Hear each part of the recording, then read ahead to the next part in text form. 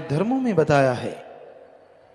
दिन रात इंसान काम धंधे में उलझा हुआ है, दिन रात इंसान माया माया पुकारता रहता है।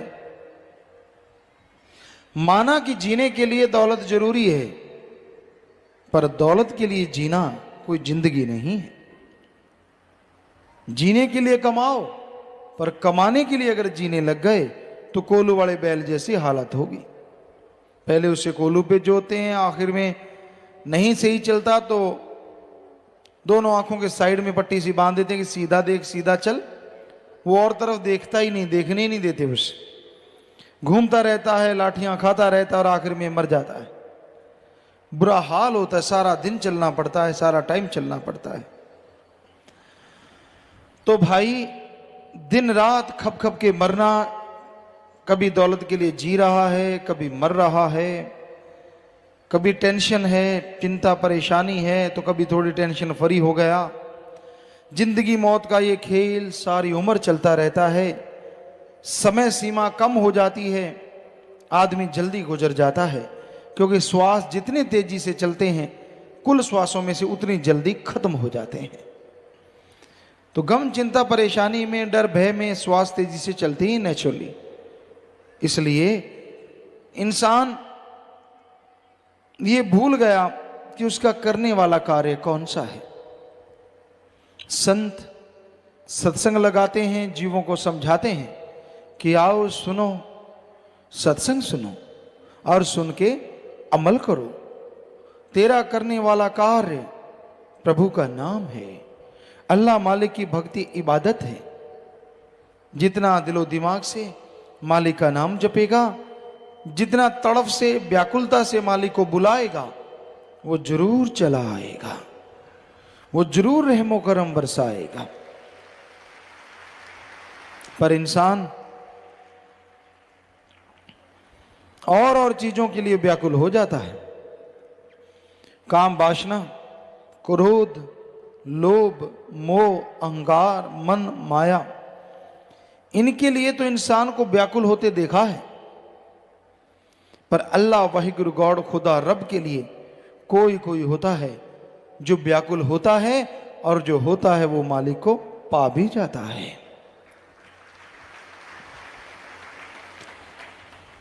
मालिक के प्यार में व्याकुलता नहीं होती, बल्कि वो उसकी मोहब्बत होती है।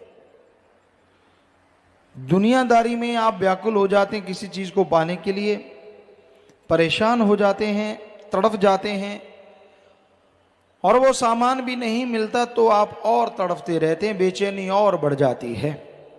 पर मालिक की याद में उसको पाने के लिए अगर तड़फना है, वो भी एक ऐसी याद बन जाती है जो बार बार याद करने से मजा देती रहती है, आनंद देती रहती है। क्योंकि मालिक की याद में अगर तड़फ के दो आंसू भी बहा दिए तो वो आपके पाप कर्मों को धो डालते हैं। पर उसकी याद में वैराग्य आना, ये भी भागों की बात है। उसकी याद में वैराग्य बड़ा ही मुश्किल से आता है, क्योंकि आदमी के ध्यान और जगहों पे उलझे हुए हैं, और जगहों पे फंसा हुआ है।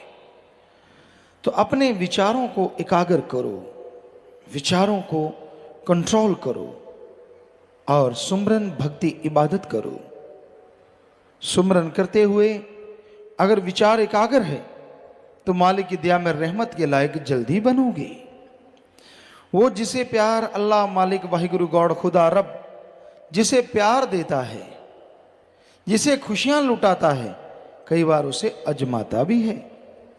बस अजमाने से शोर मचा के टेंशन लेके अगर भाग गया तो खाली रह गया, और अगर दृढ़ विश्वास रखा नहीं तो यकीनन उसकी झोली में मालिक की दया में रहमत जरूर पड़ती है। तो मालिक का रहमो करम अगर हासिल करना है, उसकी दया में रहमत के काबिल बनना है, तो अपने अंदर के विचारों का शुद्धिकरण करो, अंदर के विचारों को साफ करना है। और ये होंगे सुमरन के द्वारा। चलते, बैठ के, लेट के, काम धंधा करते थोड़ा थोड़ा सुमरन करते रहो, थोड़ी थोड़ी भक्ति करते रहो, थोड़ा किया गया सुमरन भी कलयुग में बहुत काम करता है। पहले के युगों में सैकड़ों साल लोग इबादत करते, तपस्या करते, पूजा करते, तो फल नहीं मिलता था। अब कुछ महीनों में सच्ची तड़प से मालिक को बुलाया जाए तो उसका रहमो करम बरसने लगता है। कितना आसान है मालिक का नाम लेना, कितना आसान। पर जो नहीं लेते उनको लगता है बड़ा ही मुश्किल है। क्या मुश्किल है भाई? खाना खाना, पेट भरना है तो पहले आटा गूंदो, रोटी बनाओ, को लगाने के लिए चटनी, दाल, सब्जी, कुछ ना कुछ भाजी बनानी पड़ती है, फिर कौर तोड़नी पड़ती है, उससे लगाना पड़ता है, खाना पड़ता है, निगलना पड़ता है, आंतड़ियां हजम करती हैं, तब जाके कहीं ताकत मिलती है। राम नाम तो बड़ा ही आसान है। सत्संग में आओ, संत पीर फकीर राम का नाम बताते हैं, अल्लाह मालिक की भक्त तरीका समझाते हैं, उसको सुन के अमल कर लो तो भाई आपको कुछ भी करना नहीं। बाद में जीभा मुंह के अंदर है ही ऑलरेडी, विचार दिमाग में चलते ही चलते हैं, तो विचारों से सुमरण कर लो चाहे जीभा से कर लो। जितना कर लोगे उतनी ही दया में रहमत बढ़ती जाएगी। पर ये भागों वाला इंसान मालिक के प्यार मोहब्बत को पा सकता है जो अपना स्टैंड रखे, जो अपनी जगह पे सही रहे। क्या पता मालिक अजमा रहा हो, पर हमने देखा है अजमाने की जरूरत नहीं पड़ती। थोड़ा समय गुजरता है, आदमी सब कुछ भूल के फिर से वही, जैसे गधे के ऊपर किसी ने लाल बांध दिए, हीरे जवाहरात बांध दिए, बड़ा सुंदर सजा दिया, कुछ देर खुशी हुई कि भाई बड़ा सुंदर लग रहा है, जैसे रस्सा छोड़ा जाके कूड़े करकट के ढेर पे हींकने लगा, आवाजें निकालने लगा और हींगता हुआ सारा कुछ तोड़ दिया और वही माटी में लथपथ हो गया। ऐसा ही होता है, मन बड़ा जालिम है। मालिक रहमो करम बख्श देता है, दया में रहमत बख्श देता है, पर यह गधे की तरह फिर से सब कुछ मिट्टी में मिला देता है।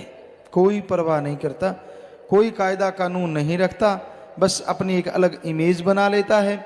उस इमेज के अनुसार इंसान को गुमराह करता रहता है, भरमाता रहता है, तड़फाता रहता है और कहते तेरी मन मर्जी अगर पूरी हो गई तो सही है, नहीं तो नहीं। ये थोड़ा ही ना होता है। संत पीर फकीर तो मालिक से दुआ मांगते हैं, दुआ करते हैं। अब करने वाला देने वाला अल्लाह वाहिगुरु राम है। जो सुन के अमल कर लेते हैं मालिक उनकी झोलियां अंदर बाहर से लबरेज कर देते हैं, माला माल कर देते हैं। जो सुन के छोड़ देते हैं वो अपने कर्मों का फल भोगते रहते हैं। तो संत पीर फकीर बात वो कहते हैं जो अल्लाह वाहिगुरु राम उनको कहता है, जो अंदर से मालिक ख्याल देता है। सुनो, विचारो और अमल करो तो बेड़ा पार हो जाता है। तो ये बड़ा ही जरूरी है कि आप वचन सुनो, अमल करो और मालिक की दया में रहमत के काबिल बन जाओ। जो जीव सत्संग में आते हैं वही सुनेंगे और जो सुनते हैं अमल भी वही करेंगे। सुना नहीं अमल कैसे, किस बात पे करेगा कोई?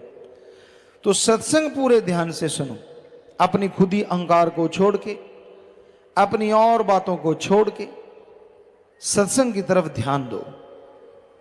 दूसरी तरफ ध्यान दे दे के आपने कितना जोर लगा लिया, कुछ हासिल हुआ? सत्संग में भी लोग बुराइयों से कई बार बाज नहीं आते। मन कई बार इंसान का उसे उठा के ले जाता है, इधर उधर नींद ला देता है, कभी कुछ कभी कुछ, क्योंकि बड़ी जालिम ताकत है। माना कि अमल नहीं होने देते सत्संग में, सत्संग में ताकत होती है, लेकिन भटकाता तो ये कभी कभी है। कभी आंखों से गलत दिखाने लग जाता है, उसी में उलझा देता है। पर ये अलग बात है, संतों के वचन जब हथौड़े की तरह पड़ते हैं तो रोंगटे खड़े हो जाते कि हैं अच्छा मेरे कोई कह रहे हैं, मैंने अभी देखा। तो मन का तो काम है भरमाना, मन का काम है भटकाना। ये जीवों को भरमाता है, भटकाता है और तड़फाता है। इससे लड़ना कलयुग में सच्ची भक्ति है। अपने अंदर के बुरे विचारों से लड़ो, यानी बुरे विचारों को अपने पे हावी ना होने दो, अच्छे विचारों के साथ आगे बढ़ो, तो मालिक की दया में रहमत के काबिल एक दिन जरूर बनोगे। तो अमल जरूरी है। आप कोई भी काम धंधा करते हैं, लोग आके पूछते हैं गुरुजी मैं फलां काम कर लूं, हम हमेशा कहते हैं भाई जिस काम का अच्छी तरह से तजुर्बा है या तजुर्बा ले लो, फिर वो काम लगातार करो, मेहनत करो, तो मालिक की दया में रहमत के लायक आप बनोगे ही बनोगे, और काम धंधे में भी सफलता जरूर होगी। तजुर्बा लेके मेहनत से करो, साथ में सुमरन करो। कर्म आपने करने हैं, सुमरन करोगे, फल देने वाला भी आप पे रीझ जाएगा, खुश हो जाएगा। तो कर्म जोगी और ज्ञान जोगी बने रहो, कर्म भी करते रहो और सुमरन भक्ति इबादत भी करते रहो, ताकि कर्म करते हुए कोई परेशानी ना आए। सुमरन के द्वारा जो भी कर्म करो अच्छे करो, और उसमें आपको तरक्की मिले, ताकत मिले, आगे बढ़ने का रास्ता मिले। जो जीव सुन के अमल करते हैं वो भाग्यशाली ना होते हुए भी भाग्यशाली बन जाया करते हैं। सत्संग में भाग्य बनते हैं। कोई नसीबों वाला, कोई भागों वाला जीव होता है जो सुन के अमल करता है, और वो अपने भाग्य बदल सकता है। कहते हैं जैसा लिखा होता वैसा भोगना पड़ता है, सही है, लेकिन भगवान ने मनुष्य के लिए यह भी लिखा है कि ये खुद मुख्तियार है, मर्जी का मालिक है। अच्छे नेक कर्म करे तो ये अपनी तकदीरें खुद बदल सकता है। और हाथ पे हाथ धर के बैठा रहे, जो होगा मालिक का लिखा हो जाएगा, तो वो बात नहीं बनती जो बननी चाहिए, क्योंकि कर्म जोगी होना भी तो जरूरी है। मालिक ने ही ये गुण दिए हैं, मालिक ने ही ये शिक्षा दी है। तो इंसान को बेपरवाह ने यहां समझाया है, तेरा काम, कि भाई तेरा जो करने वाला काम है, गॉड्स प्रेयर कर, अल्लाह की इबादत कर, वाहिगुरु का नाम जप, राम नाम जपो, क्योंकि उसके द्वारा ही आप परम पिता परमात्मा के साक्षात दर्शन कर सकते हैं, उसके रूबरू हो सकते हैं। जब तक आप मालिक के दर्शन नहीं करते, तब तक आपको सिर्फ कोरी बातें या झूठी बातें ही नजर आती हैं। लेकिन जैसे ही आप अमल करते हैं, प्रैक्टिकली मेथड ऑफ मेडिटेशन करते हैं, तो आप मालिक के रहमो करम के हकदार भी बनते हैं और उसके दर्श दीदार के काबिल भी बनते हैं। किसी मंजिल तक जाने के लिए इंसान को कोई गाड़ी चाहिए होती है, उस गाड़ी पे चढ़ता है, सवार होता है, आगे बढ़ता चला जाता है, और वो गाड़ी मंजिल पे लेके जाती है अगर आप सही गाड़ी पे बैठे हैं तो संत जीवों को समझाते हैं, मंजिल तक जाने का रास्ता बताते हैं। जो सुन के अमल कर लेते हैं वो मंजिल पे पहुंच जाते हैं, और जो सुन के अमल नहीं करते वो खाली रह जाते हैं। सो सुनना जरूरी है, पर सुन के अमल भी करना है, क्योंकि बिन अमलों के आलमा इल्म निकम्मे सारे। अमल कोई अमल कमा ले तू जे जश लेने मालिक द्वारे। वचन कहे जाएं आपको भले के लिए, और उन वचनों पे अगर आप अमल नहीं करते तो आप खाली रह जाते हैं, और अमल कर लेते हो तो सब कुछ हासिल कर लेते हो। दूसरों को देख के जलना नहीं चाहिए। आदमी को सबक मालिक सिखा देता है। आपको किसी से क्या लेना है, कौन क्या करता है, आपको खुद को रहमो करम मिलता है, शुक्र मनाओ, वरना इससे भी तरस जाओगे। क्योंकि कर्म अपने अपने हर जीव के साथ होते हैं और बना लिए जाते हैं भक्ति इबादत के द्वारा। सो वचनों पे अमल करो। एक कहावत है, 900 चूहे खा के बिल्ली हज को चली। कई बार आदमी बुराइयां करता रहता है, बुरे काम करता रहता है, अपनी बुराइयां नजर नहीं आती, अल्लाह वाहिगुरु राम में कमियां निकालता रहता है। इतने पाप गुनाह किए, शुक्र मना कि मालिक ने रहमत की है, सतगुरु ने रहमत की है, और वो दया में रहमत करेगा ही करेगा। कोई सुनेगा, अमल करेगा, तो मालिक के रहमो करम का हकदार बन जाएगा। जो अमल नहीं करेगा तो वो तो खाली रहता ही रहता है। वचनों को सुनो ध्यान पूर्वक। सत्संग में आए हो, समय लगाया है, मौसम का भी सामना कर रहे हो, कम से कम ध्यान तो दो। संत क्या समझाना चाहते हैं, ध्यान तो दो। संत क्या देना चाहते हैं, और सुन लिया, अब अमल करना सीखो। पर यह देखा है, जो आदमी पढ़ के कड़ जाता है, एक कहावत है, पढ़ के कड़ गया, क्योंकि दूध सारा दिन उबलते उबलते लाल हो जाता है, कड़ जाता है, तो कहते हैं ये बिल्कुल कड़ गया, पक गया।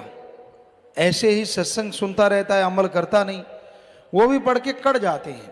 संत आए, फकीर आए, उनके सामने भक्त बनना, आगे पीछे मन मता, जो दिल किया वो करते रहना, बुरे कर्म करते रहना, बुरी सोच, बुरी बातें, बुरे ख्याल, अंदर ही अंदर बुराई, रिश्ते, पता नहीं क्या क्या आदमी अनाप शनाप अंदर चलाता रहता है, मजे लेता रहता है उसमें, और ये भूल जाता है ये मजे नहीं, ये मन भरमा रहा है, मन भटका रहा है, और बदले में सारी भक्ति जारी है। फिर जब घर में खुशियां नहीं आती, कोई परेशानी खड़ी होती, फिर रोता है, ये क्यों हुआ, ऐसा कैसे हो गया। तो भाई सुना करो, समझा करो और अमल किया करो, ताकि मालिक की दया में रहमत के काबिल बन सको और उसकी खुशियों के हकदार बन सको।